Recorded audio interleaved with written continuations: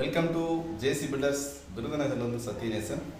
இந்த வீடியோவில் நம்ம பார்க்க போகிறது கட்டிடத்திற்கு தண்ணீர் ஊற்றுகிறதற்கு வாட்டர் க்யூரிங் பண்ணுகிறதுக்கு சரியான நேரம் எது என்பதை இந்த வீடியோவில் நம்ம பார்க்க போகிறோம். நம்முடைய சேனலை நீங்கள் முத பார்க்குறீங்கன்னா சப்ஸ்கிரைப் பண்ணிக்கோங்க. கூடவே கைப்புன்னு சொல்லி ஒரு ஆப்ஷன் இருக்கும், அதை கொடுத்து பாயிண்ட்ஸ் கொடுத்துக்குங்க. வாங்க வீடியோவுக்கு போகலாம்.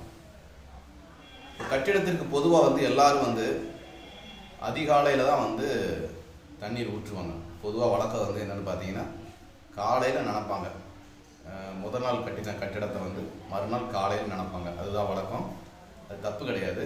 ஆனால் பொதுவாக எப்படி பண்ணணும் அப்படின்னு பார்த்தீங்கன்னா ஈவினிங் டயத்தில் வாட்டர் க்யூரிங் பண்ணுறது நமக்கு பார்த்திங்கன்னா மறுநாள் காலையில் வரைக்கும் அந்த ஈரப்பதம் இருந்துக்கிட்டே இருக்கும். அப்போ இப்போ காலையில் கட்டியிருக்கிறாங்க, மறுநாள் காலையில் தான் ஊற்ற முடியும். ஆனால் என்ன செய்யலாம்னு பார்த்தீங்கன்னா மறுநாள் ஈவினிங் காலை உள்ள நினச்சிருங்க. அடுத்து மறுநாள் சாயங்காலம் என்ன செய்வீங்கன்னா தண்ணி ஊற்றுனீங்கன்னா அந்த ஈரம் மறுநாள் காலையில் வரைக்கும் இருக்கும். அது அந்தந்த ஸ்டேஜை பொறுத்து இருக்குது. இப்போ பேஸ்மெண்ட்டை போட்டு முடிச்சிருக்காங்க, தொடர்ச்சியாக ஒரு 3 நாள் 4 நாளைக்கு வாட்டர் க்யூரிங் பண்ணணும். இப்போ ரூஃப் காங்கிரீட் போட்டிருக்கு, ஒரு தொடர்ந்து க்யூரிங் பண்ணணும். லிண்டல் மட்டம் போட்டிருக்கு, க்யூரிங் பண்ணணும்.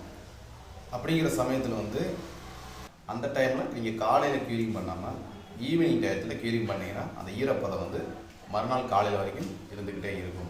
அதனால் பொதுவாக நீங்கள் கட்டிடம் கட்டுவாக இருந்தாலும் சரி, நான் பொதுவாக வீட்டு தோட்டங்களுக்கு தண்ணி நினைக்கிறதே சொல்லுவேன். தோட்டங்களுக்கு தண்ணி விடுறது ஈவினிங் டயத்தில் நினைங்க, இப்போ மறுநாள் காலையில் வரைக்கும் ஈரம் இருக்குதுன்னு சொல்லுவேன். அதே போல் தான் கட்டிடத்திற்கும். ஏன்னா வெயில் அதிகமாக இருக்கிறதுனால அடிக்கிற வெயிலுக்கு நம்ம ஊற்றுகிற தண்ணீர் வெயிலே ஆவியாக போயிடும். அது கட்டிடத்துக்கு தங்குறதுக்கு வாய்ப்பு இல்லாமல் போகும்.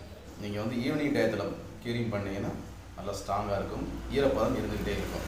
வீடியோ கொடுத்து உங்களுக்கு கருத்துக்கள் ஏதாவது இருந்துச்சுன்னா அப்படின்னா மறக்காமல் கமெண்ட் பண்ணுங்கள். மீண்டும் அடுத்த வீடியோ சந்திப்போம். பாய்.